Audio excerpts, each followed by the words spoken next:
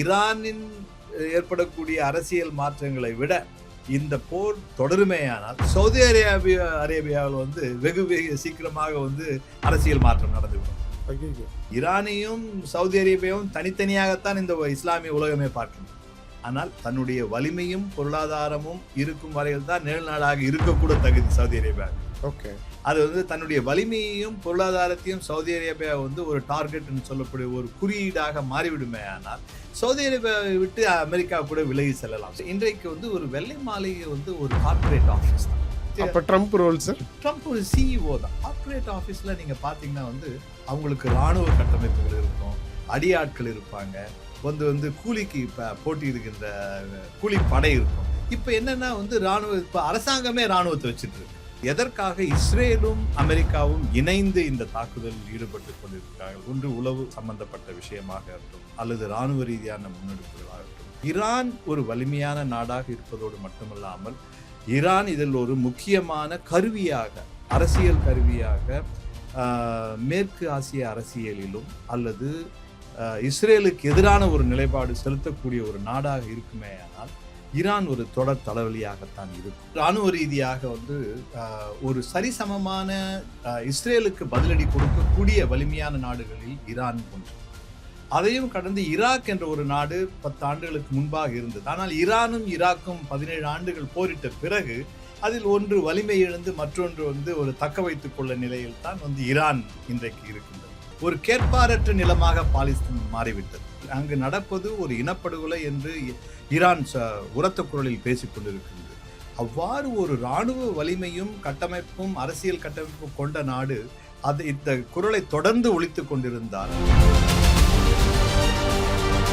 ஆனால் ஈரானின் ஒரு அரசியல் என்பது இதற்கு ஒரு அரசியல் மிக மிக மிக நெறிப்படுத்தப்பட்ட ஒரு அரசியல் கலாச்சாரம் இருக்கின்றது.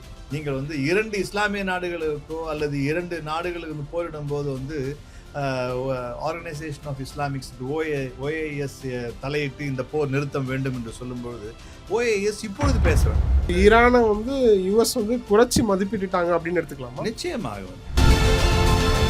இவர்களுக்கு ஆதரவாக நேரடியாகவோ மறைமுகமாகவோ சீனாவோ அல்லது ரஷ்யாவோ வறுமையானால் அப்பொழுது புதிய கேள்விகளை, மிகவும் கடினமான கேள்விகள் உருவாகும். அப்ப டோட்டலா கேம் மாறும். Game plan will change. Okay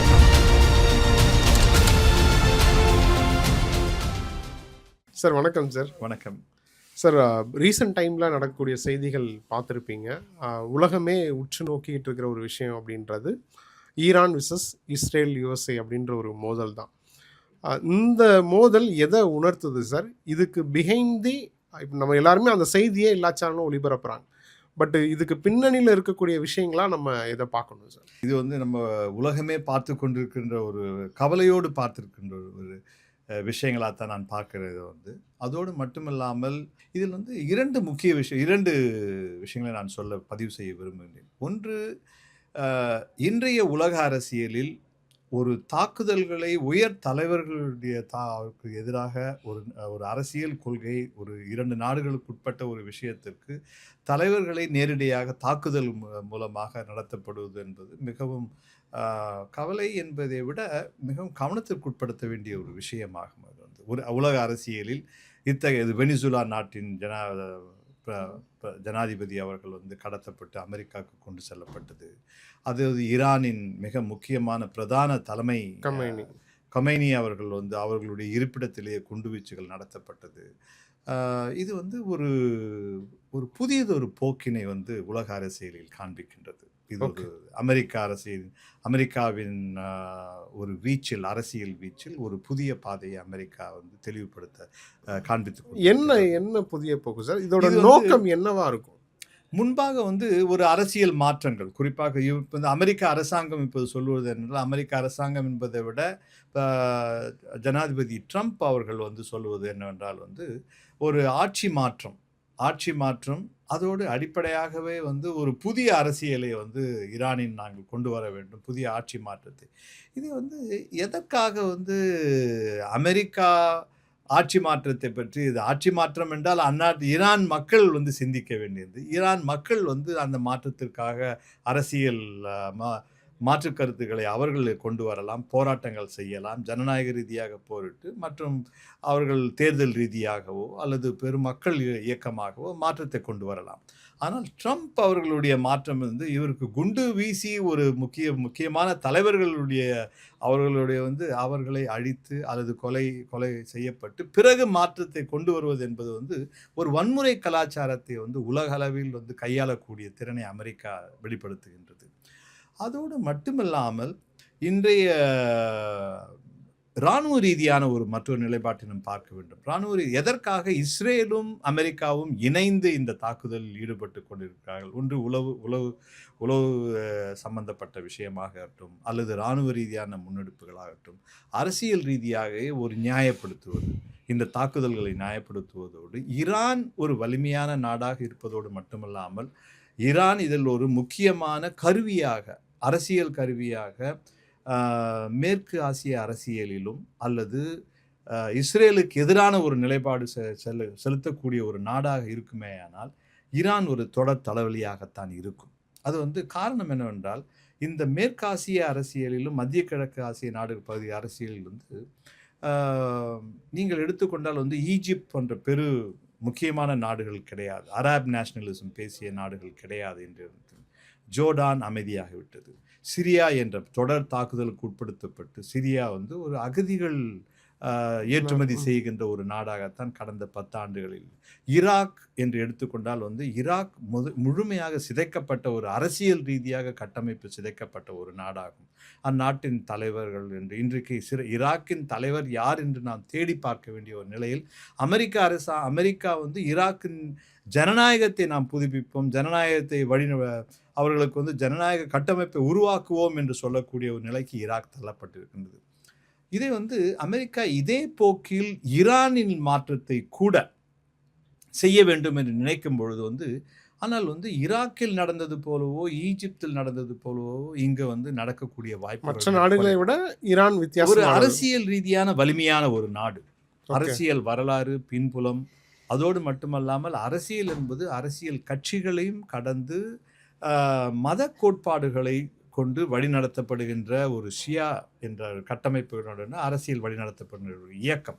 நீங்கள் ஈஜிப்த் வந்து 1970களில் 80களில் வந்து அரப் நேஷனலிசம், அரப் தேசியம் என்று பேசப்பட்ட ஒரு நாடு, ஒரு அமைப்பு, மிக வலிமையான ஒரு காலனி ஆதிக்கத்திற்கு பிறகு அரபிய பகுதிகளில் வந்து மிக எழுச்சிமிக்க ஒரு சித்தாந்தத்தை கொண்ட ஒரு பகுதியாகும். பிறகு அந்த சித்தாந்தத்தையே வந்து ஒழிக்க வேண்டும் என்று அந்த மேற்கத்திய நாடுகள் முயற்சி செய்து அப்துல் காமல் நாசர் என்ற ஒரு காலகட்டத்தையும் கடந்து பிறகு ஈஜிப்தை வந்து ஒரு வலிமையற்ற நாடாக வந்து மாற்றப்பட்டது வந்து சரித்திரம்.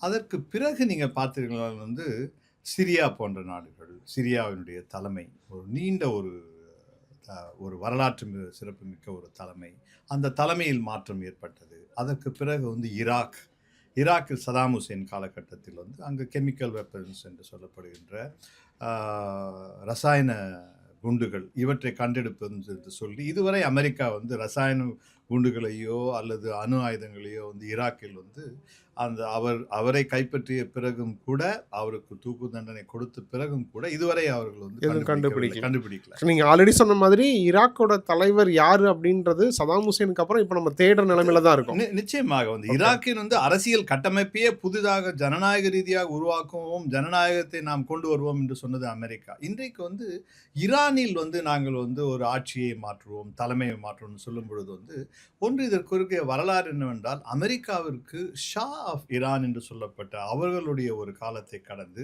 ஷாவினுடைய ஒரு ஆட்சி காலம் வந்து மத ரீதியான இயக்கங்கள், கமேனியினுடைய தலைமையிலான இயக்கங்கள் ரீதியாக அரசியல் ஆட்சி மாற்றப்பட்டது. இது அமெரிக்காவுக்கு இது ஒரு வரலாற்று ஞாபகம். இந்த வரலாற்று ஞாபகத்தை அவர்கள் திரும்பவும் ஒரு அமெரிக்காவின் ஆளுமையில் இருக்கக்கூடிய ஒரு கட்டமைப்பு அரசியல் மாற்றத்தை கொண்டு வரலாம் என்று சிந்திக்கலாம். ஆனால் ஈரானின் வலிமை என்பது ஒரு ஷா ஆஃப் ஈரான் அந்த ஒரு காலகட்டத்தையும் கடந்து மிக ஒரு நீண்ட வரலாற்று சிறப்புமிக்க ஒரு அரசியல் பின்புலம் கொண்ட ஒரு நாடு, பழமையான ஒரு அரசியல் கலாச்சாரம். அதோடு மட்டுமல்லாமல் மேற்காசிய அரசியலிலேயே ஒரு முன்னோடி நாடு. அது தெற்காசிய நாடுகளுக்கும் சரி, மேற்காசிய நாடுகளுக்கும், வளைகுடா நாடுகளுக்கும் ஒரு ஈரான் என்பது ஒரு பிரதானமான ஒரு அரசியல் கலாச்சாரம் மிக்க ஒரு நாடாகும். அதேபோல் வந்து ஈராக்கில் நடந்தது போல வந்து ஒரு ஒரு ஒரு தலைவனை கைப்பற்றுவதோ அல்லது தலைவன் படுகொலை செய்யப்பட்ட பிறகு ஒரு புதிய ஆட்சியை கொண்டு வந்து ஒரு நாடு கடத்துவது அவ்வளவு சாதாரணமான ஒரு விஷயம் கிடையாது. வந்து ஈரானை பற்றி நாம் ஒரு சில தெரிந்து கொள்ள வேண்டிய ஒரு விஷயங்கள்.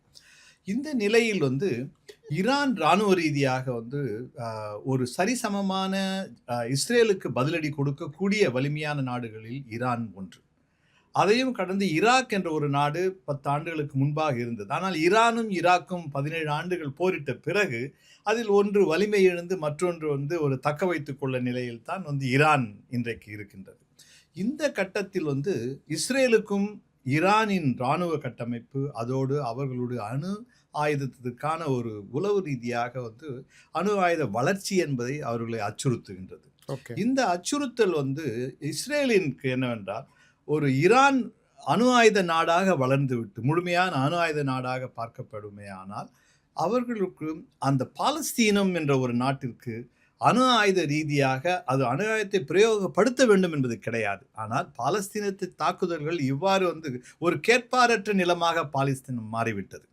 அது அரபு நாடுகள், இஸ்லாமிய நாடுகளாகட்டும், அவர்கள் வந்து பாலஸ்தீன மக்களுக்கு எதிராக இத்தனை பெரிய இனப்படுகொலை நடத்தப்படும் போது கார்பெட் பாம்பிங் என்று சொல்லப்படுகின்ற இவ்வளவு ஒரு பொதுமக்கள் அழிவுக்கு கூட எந்த நாடும் முன் வந்து அதை தடுப்பதற்கு முடியவில்லை.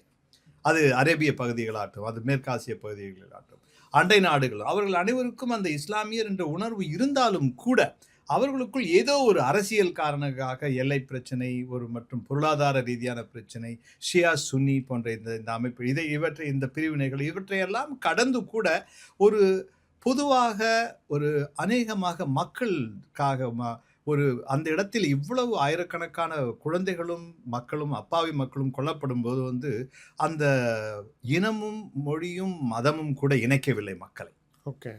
இந்த நேரத்தில் வந்து ஈரான் வந்து இவர்களுக்காக குரல் கொடுத்து கொண்டிருக்கின்றது. ஈரான் குரல் கொடுக்கும்பொழுது வந்து அங்கு நடப்பது ஒரு இனப்படுகொலை என்று ஈரான் உரத்த குரலில் பேசிக் கொண்டிருக்கின்றது. அவ்வாறு ஒரு இராணுவ வலிமையும் கட்டமைப்பும் அரசியல் கட்டமைப்பும் கொண்ட நாடு அது இந்த குரலை தொடர்ந்து ஒலித்து கொண்டிருந்தால் இஸ்ரேலின் அரசியல் அந்த பகுதியில் வலிமிழந்துவிடும். இதனால் தான் வந்து இஸ்ரேலும் அமெரிக்காவும் இணைந்து இராணுவ ரீதியாக வந்து ஈரானுக்கு எதிராக முன்னெடுப்புகள் எடுப்பதற்கான காரணம். இது வந்து இராணுவ அரசியல் பாலமாக பார்க்கலாம். இஸ்ரேல் அமெரிக்காவின் அவர்களுடைய கூட்டணி அது வந்து மேற்கத்திய நாடுகளின் பொறுத்த மட்டில் வந்து அவர்களுக்கு வந்து இதே டொனால்ட் ட்ரம்ப் வந்து நான் வந்து கிரீன்லாண்ட் என்ற பகுதியை வந்து படையெடுப்பேன் என்று சொல்ல அனைத்து ஐரோப்பிய நாடுகளும் ஒன்று சேர்ந்து கொள்கின்றன.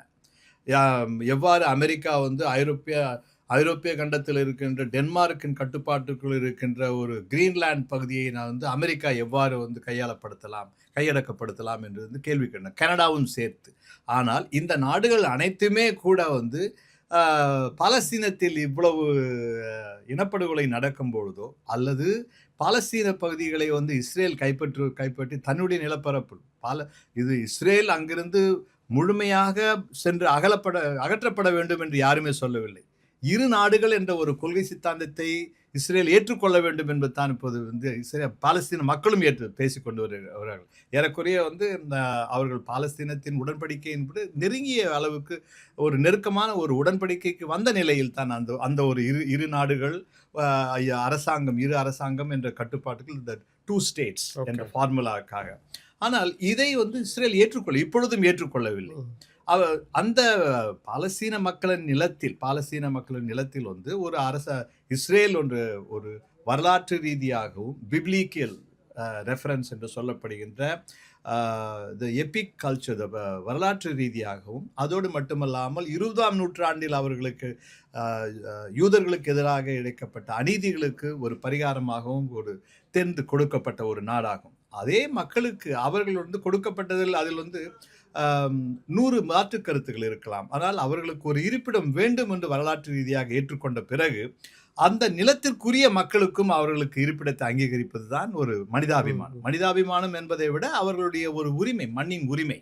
இந்த உரிமையை வந்து ஏற்றுக்கொள்ளாத வரையில் இஸ்ரேல் என்ற ஒரு நாடு இருப்பதும் அதுக்கு ஒரு கேள்விக்குறியாக இருப்பதும், இஸ்ரேல் பாலஸ்தீனத்தை ஏற்றுக்கொள்ளாத ஒரு நிலையில் இருக்கும் பொழுது வந்து பாலஸ்தீன மக்களின் எதிர்காலம் ஒரு கேள்விக்குறியாக மாறும் பொழுது, இங்கு ஒரு அரசியல் தொடர் அரசியலும், இதன் பின்னணியில் அமெரிக்கா போன்ற நாடுகள், மேற்கத்திய நாடுகள் இருக்கும் பொழுது, ஒரு மிகப்பெரிய ஒரு உலக அரசியல் கேள்விக்குறியாகின்றது. அப்போ இதன் பின்னணியில் பாலஸ்தீன் அரசியலும் இருக்கு. நிச்சயம் உறுதியாக.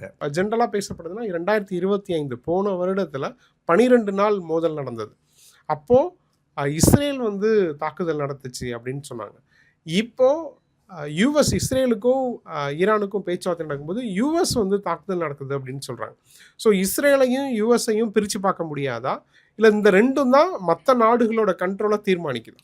இல்லை, இவங்க 2 பேரையும் இஸ்ரேலின் இஸ்ரேல் என்ற சித்தாந்தத்தையும் அதன் இருப்பிடத்தையும் அதன் இராணுவ முன்னெடுப்புகளையும் வந்து அமெரிக்காவின் ஆதரவு இல்லாமல், அமெரிக்கன் ஆதரவு என்று 2 வகையான ஆதரவு. ஒன்று வந்து இப்பொழுது செயல்படுகின்ற மாதிரி ஒரு இராணுவ ரீதியாகவும் லாஜிஸ்டிக்ஸ், அதற்கான அடிப்படை தேவைகளை, இராணுவ கட்டமைப்புகளை வந்து எடுத்து கொடுப்பது, உளவு சம்பந்தப்பட்ட விஷயங்களை பரிமாற்றிக் கொள்வது. அதோடு மட்டுமல்லாமல் ஈரான் எவ்வாறு தன்னுடைய அணு ஆயுதங்களை பிரயோகிக்க வேண்டும் அல்லது கட்டுப்பாட்டுகள் கொண்டு வர வேண்டும் என்று சொல்லும் பொழுது அது இஸ்ரேலின் உடன்பாடுடன் தான் நடத்தப்படுகின்றது. ஒன்று இருந்தது. இரண்டாவதாக வந்து எப்பொழுது அமெரிக்கா வந்து ஒரு இதற்கு மாறுபட்ட நிலை என்று சொல்லும் பொழுது அது உண்மையிலேயே வந்து சித்தாந்த ரீதியாக மாறுபட்ட நிலை கிடையாது. இஸ்ரேல் தன்னிச்சையாக செயல்படும் பொழுதெல்லாம், எப்பொழுதெல்லாம் இஸ்ரேல் தன்னிச்சையாக செயல்படுகின்றது என்று ஒரு பொதுவெளியில் தெரிய வருகிறதோ அப்பொழுதெல்லாம் அமெரிக்கா அதை பற்றி எதையுமே பேசாமல் கண்டுகொள்ளாமல் இருப்பது, அதையும் கூட ஒரு the silence is the support for the system. Okay, அந்த அமெரிக்காவின் மௌனமும் அமெரிக்காவின் ஆதரவும் வந்து இரண்டுமே ஒன்று தான் இஸ்ரேலை பொறுத்தவரை. இப்போ மற்ற நாடுகள் இருக்கக்கூடிய மௌனமும் அதுக்கு பொருந்தும் தானே? நிச்சயம். மற்ற நாடு மேற்கத்திய நாடுகளுடைய மௌனம் என்பதை விட மேற்கத்திய நாடுகள் வந்து இஸ்ரேலுக்கும் அமெரிக்காவுக்கும் ஆதரவாகத்தான் ஐக்கிய நாட்டு சபையிலும் பேசி வருகின்றன. அதோடு மட்டுமல்ல, அவர்கள் சொல்லும் பொழுது வந்து ஈரானுடைய அணு ஆயுத வளர்ச்சியை நாம் வந்து ஒரு கட்டுப்பாட்டிற்குள் வைக்க வேண்டும் அல்லது அணு ஆயுதத்தை முழுமையாக ஈரான் வந்து அழிக்க வேண்டும் என்று சொல்லும்பொழுது ஈரான் வந்து தன்னுடைய அறிவியல் அதோடு மட்டுமல்லாமல் இராணுவ ரீதியாக நடத்தப்பட்ட ஆராய்ச்சிகள் மூலமாக அதை கட்டுப்பாட்டுக்குள் வைத்திருப்பது என்பது எல்லா நாடுகளுக்கும் பொருந்தும் உலகத்தில். அது வந்து அது வல்லரசு நாடுகளாகட்டும், அணு ஆயுத நாடுகளாகட்டும், அது மற்றும் ஒரு உடன்படிக்கை, நான் ப்ராலிஃபரேஷன் ட்ரீட்டி என்று சொல்லப்படுகின்ற இந்த ஒரு அணு ஆயுத கட்டுப்பாட்டு வரைமுறை ஒப்பந்தம் என்று இருக்கின்றது. இந்த ஒப்பந்தத்தின் அடிப்படையில் கூட வந்து இந்தியா போன்ற நாடுகளுக்கு நீண்ட காலம் அழுத்தம் தரப்பட்டது அணு ஆயுதம் சம்பந்தமாக. இன்றைக்கு வந்து அணு ஆயுதம் இந்தியா அணு ஆயுத வளர்ச்சியில் ஒரு வளர்ந்த ஒரு நாடாக பார்க்கப்படுகின்றது. இன்றைக்கு பாகிஸ்தானில் அணு ஆயுத சக்தி இருக்கின்றது என்று அனைவருக்குமே தெரியும். அந்த அரசாங்கம் கூட வந்து அதை வெளிப்படையாக அந்த வந்து அதனுடைய தேர்வுகள் அதனுடைய பரீட்சைகள் செய்யாவிட்டாலும் கூட அது ஒரு அணு ஆயுத நாடு என்று தெரியும். அப்பொழுது ஈரான் என்ற ஒரு நாடு வந்து அணு ஆயுத நாடாக ஏற்றுக்கொள்வதா அல்லது ஈரான் தன் அணு ஆயுத வளர்ச்சியை வந்து கட்டுப்பாட்டுக்குள் வைத்திருப்பதா என்பதுதான் கேள்வி. இந்த அணு ஆயுதங்கள் வந்து எவ்வாறு இஸ்ரேலுடைய பாலஸ்தீன கொள்கைக்கு ஒரு முட்டுக்கட்டையாக இருக்குமா அல்லது ஒரு ஈரானின் அரசியலுக்காக ஒரு துருப்புச்சீட்டாக மாறிவிடுமா என்பது தான் அமெரிக்காவுக்கும் இஸ்ரேலுக்கும் மிகப்பெரிய ஒரு கலவரமான ஒரு இல்லை. இப்போ இவங்க சொல்கிற ரீசன், இப்போ அணு ஆயுதம் தயாரிக்கிறாங்க, அணு ஆயுத ஒப்பந்தத்தில் அதை வந்து பேச்சுவார்த்தை கலைத்து சுமூகமாக முடிக்கணும் அப்படின்ற ரீசன் தான் இந்த போரின் பின்னணி இருக்கக்கூடிய உண்மையான ரீசனா? நிச்சயம். இன்றைக்கு வந்து அமெரிக்காவின் அரசியல் நகர்வுகளை பார்த்தீர்களான்னு வந்து இவர்கள் வந்து அரசியல் மாற்றத்தையும் கொண்டு வர வேண்டும் என்று நிறைய இடங்களில் முனைப்புகள். அரசியல் மாற்றத்தின் பின்னால் இருக்கின்ற ஒரு முக்கியமான ஒரு என்னென்னா பொருளாதார நோக்கங்கள். நீங்கள் வந்து இவர் கிரீன்லாந்து என்று கேட்ட பொழுது கிரீன்லாந்து வந்து டென்மார்க்கின் கட்டுப்பாட்டில் இருந்தாலும் அதற்கான கனடா போன்ற நாடுகள் வந்து மிகப்பெரிய பங்காளர்களாக அந்த கிரீன்லாந்து பகுதிகள் இருந்தாலும் கூட இவர்களுக்கு என்னென்னால் அங்கே இருக்கின்ற கனிம வளங்களை நாம் வந்து எடுத்து கையாள வேண்டும். அது பொருளாதார ரீதியாக வந்து இது அமெரிக்காவின் வெளியுறவுத்துறை கொள்கை என்பதை விட ஒரு அமெரிக்காவை வழிநடத்துகின்ற ஒரு முதலாளித்துவத்தின் சித்தாந்தத்தின் அடிப்படையில் வந்து இன்றைக்கு வந்து ஒரு வெள்ளை மாளிகை வந்து ஒரு கார்ப்பரேட் ஆஃபீஸ் தான். அது ஓகே. வந்து ஒரு ராஜாங்கத்தின் தலைமை பீடம் என்பதை விட, ஒரு மிகப்பெரிய ஒரு கார்ப்பரேட் அலுவலகத்தின் ஒரு தலைமை பீடமாகத்தான் ட்ரம்ப் அவருடைய அப்ப ட்ரம்ப் ரோல் சார்? ட்ரம்ப் ஒரு சிஇஓ தான். ஓகே. ஒரு சீஃப் எக்ஸிகியூட்டிவ் ஆஃபீசர் வித் ஒரு கிழக்கிந்திய கம்பெனியோ அல்லது மிகப்பெரிய ஒரு கார்ப்பரேட் ஆஃபீஸ்ல நீங்க பார்த்தீங்கன்னா வந்து, அவங்களுக்கு ராணுவ கட்டமைப்புகள் இருக்கும். அடியாட்கள் இருப்பாங்க. வந்து கூலிக்கு போட்டியிடுகின்ற கூலிப்படை இருக்கும். இப்ப என்னன்னா வந்து இப்ப அரசாங்கமே ராணுவத்த வச்சுட்டு இருக்கு. ஓகே.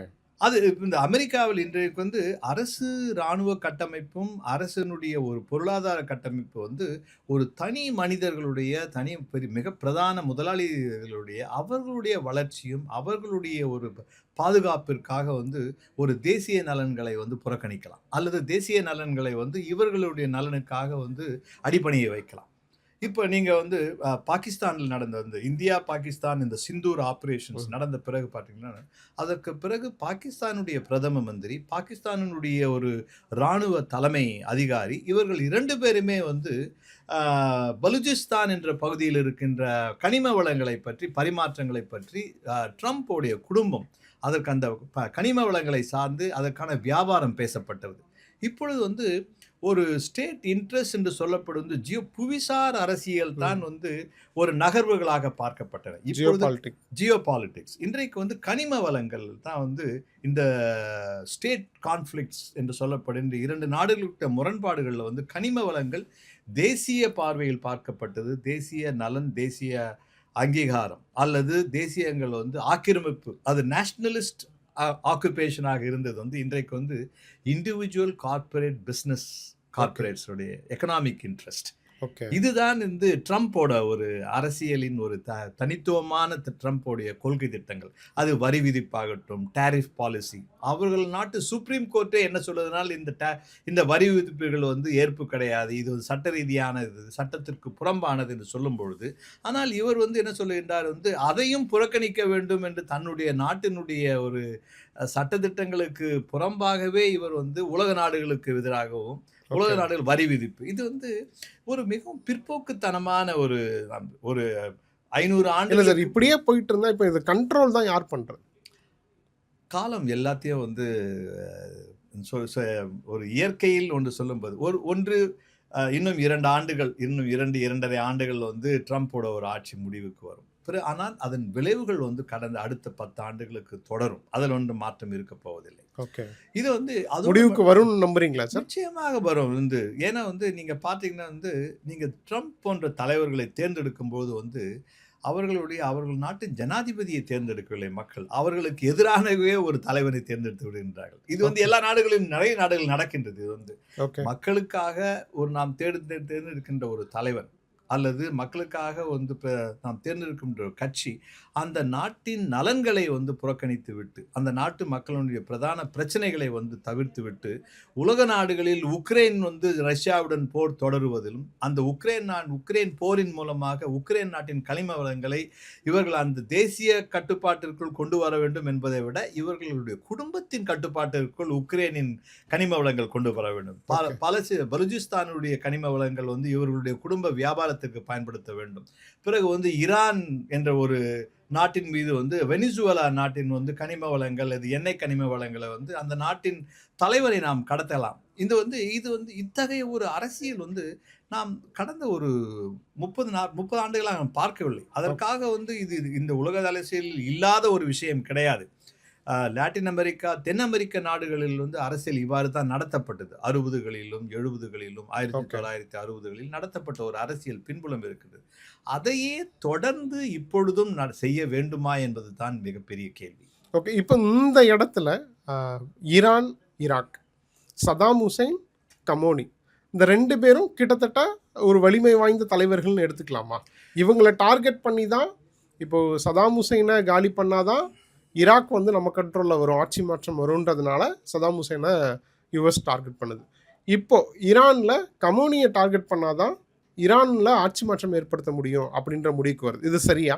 இது வந்து இதில் வந்து நான் மாறுபட்ட ஒரு கருத்து இருக்கு. என்னென்றால் வந்து கமேனி என்றும் கொமேனி என்று இதற்கு முன்பாக இருந்த தலைவர் அல் கமேனி இப்பொழுது இருக்கின்றவர், இவருக்கும் அடுத்தும் வரக்கூடிய தலைவர் வந்து இந்த கோட்பாடுகளுடன் நியமனம் செய்யப்படுகின்றவர். இது வந்து ஒரு குடும்ப ரீதியாக தேர்ந்தெடுக்கப்படுவது தலைமை கிடையாது.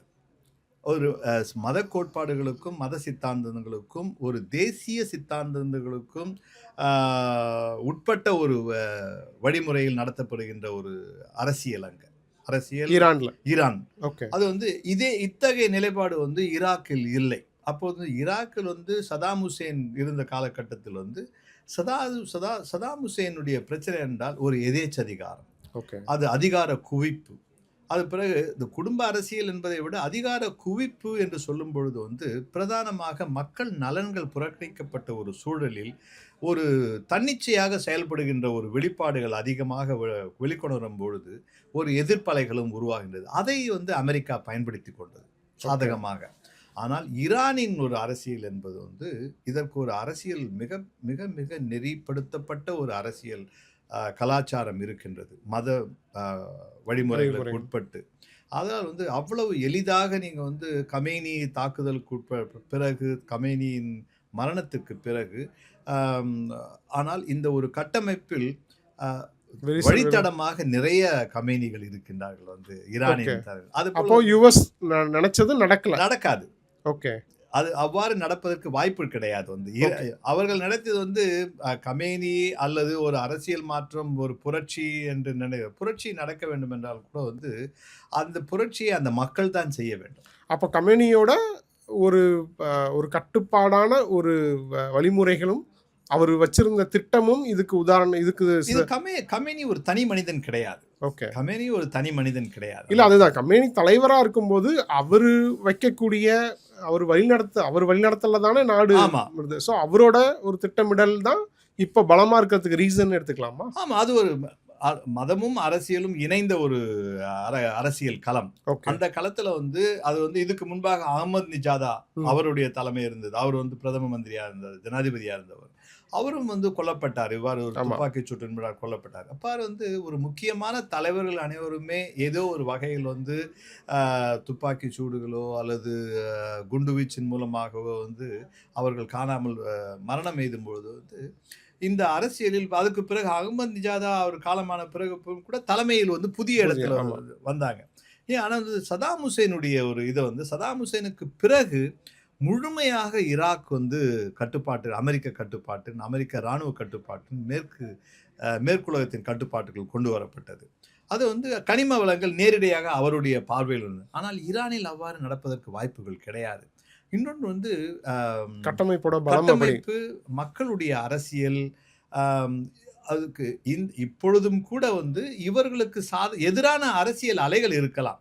இவ்வாறு ஒரு எந்த நாட்டிலுமே அப்போ ஈரானை வந்து யுஎஸ் வந்து குறைச்சி மதிப்பிட்டுட்டாங்க அப்படின்னு எடுத்துக்கலாமா? நிச்சயமாக வந்து இது வந்து ஒரு அண்டர் எஸ்டிமேஷன், குறைத்து மதிப்பீடுல இருந்து. அதோடு வந்து இஸ்ரேலுக்கு எதிராக வந்து எவ்வளவு காலம் போரிடக்கூடும் என்று சொல்லப்படும் பொழுது வந்து ஈரானின் பொருளாதாரம், ஈரானின் வந்து புவிசார் அரசியல், இதுவரையில் வந்து ஈரான் தன்னுடைய தனக்கு எதிரான தாக்குதல்கள் இஸ்ரேல், அமெரிக்கா போன்ற வலிமையான நாடுகள் கட்டமைப்பிலிருந்து எதிர்கொள்ளும் பொழுது ஈரானின் தாக்குதல் வந்து அமெரிக்கன் அசெட்ஸ் என்று சொல்லப்படுகின்ற மிலிட்ரி அசெட்ஸ், இராணுவ தளவாடங்களை தான் குறிவைத்து அவர்கள் தாக்குதல் நடத்தினர். இதை வந்து அடுத்த கட்டமாக இவர்களுக்கு ஆதரவாக நேரடியாகவோ மறைமுகமாகவோ சீனாவோ அல்லது ரஷ்யாவே வறுமையானால் அப்பொழுது புதிய கேள்விகளை, மிகவும் கடினமான கேள்விகள் உருவாகும். அப்ப டோட்டலா கேம் மாறும். Game plan will change. Okay. பலத்தை ஒப்பிட முடியுமா சார்? யுஎஸ், இஸ்ரேல், ஈரான், இது வந்து பலத்தை எப்படி ஒப்பிடுவீங்க? இது வந்து பலத்தை ஒப்பிட, இது வந்து யாருக்கு எந்த இடத்தில் பலம் தான் நம்ம பார்க்கணும். இது வந்து வலிமைன்றது வந்து எடை, அந்த நாட்டின் ஒரு ஒட்டுமொத்தமா வந்து அமெரிக்கா வல்லரசு நாடு என்பது. அமெரிக்காவில் வந்து வியட்நாமில் என்ன நடந்தது? அமெரிக்காவில், தென் அமெரிக்காவில் வந்து கியூபா பக்கம், அமெரிக்கா இவ்வளவு வலிமையான நாடு, கியூபாவில் போய் வந்து ஒரு ஆட்சி மாற்றம் செய்திருக்க முடியுமா? 60 ஆண்டுகள் வந்து ஃபிடல் காஸ்ட்ரோ ஆண்ட ஒரு அத்தனை ஆண்டு காலத்தில் வந்து அமெரிக்காவில் ஆட்சி மாற்றத்தை கொண்டு வர முடியவில்லை. எவ்வளவோ முயற்சிகள் எடுத்த பிறகும் கூட. பிறகு வந்து இவர்கள் வந்து எதை செய்யலாம், எதை செய்ய இதற்கான விழிப்புணர்வு தென் அமெரிக்க, மத்திய அமெரிக்க பகுதிகளிலும், தென் அமெரிக்க பகுதிகளிலும் இருக்கின்றது. ஆனால் மேற்காசிய பகுதிகளில் எதற்காக இந்த விழிப்புணர்வையும் கடந்து பிரச்சனைகள் என்னவென்றால், அங்கு இருக்கின்ற கனிம வளங்கள், இயற்கை வளங்கள்.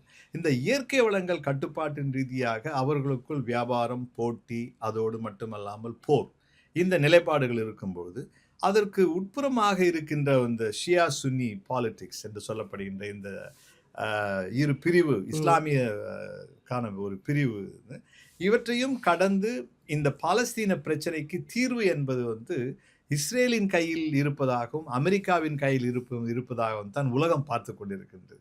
இது அந்த பகுதியில் வாழ்கின்ற நாடுகளிலும் அந்த மக்களின் கையில் இந்த பிரச்சனைக்கு தீர்வு இருக்கின்றது. இந்த இஸ்லாமிய நாடுகள் சிந்தித்தால் இது வந்து மிக குறைந்த காலகட்டத்தில் இது ஒரு தீர்வு காண முன்னெடுக்கிறது.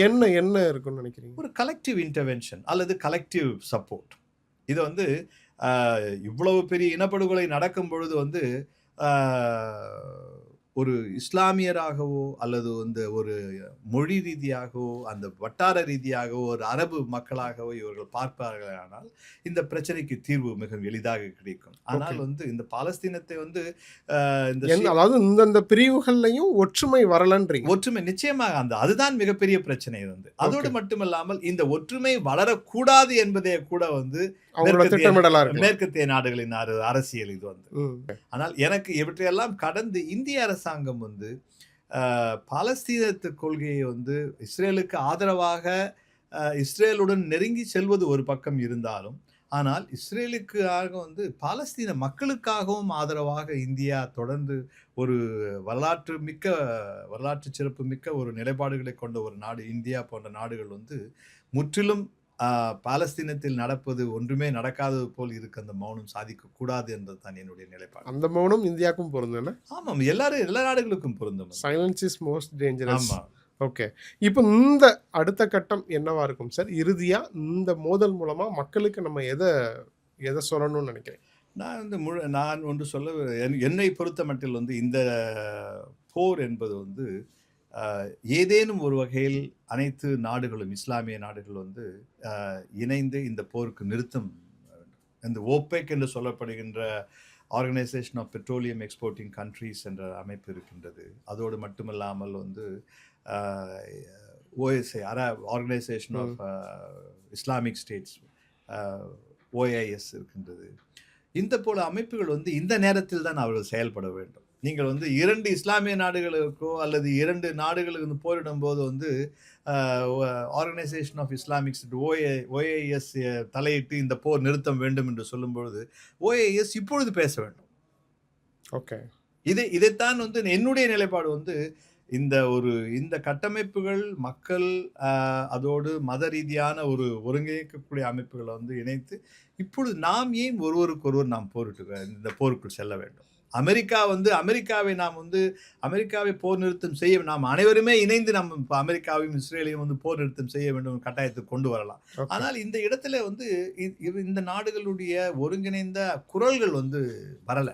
ஓகே, இப்போ ஈரானையும் சவுதி அரேபியாவும் தனித்தனியாகத்தான் இந்த இஸ்லாமிய உலகமே பார்க்கின்றது.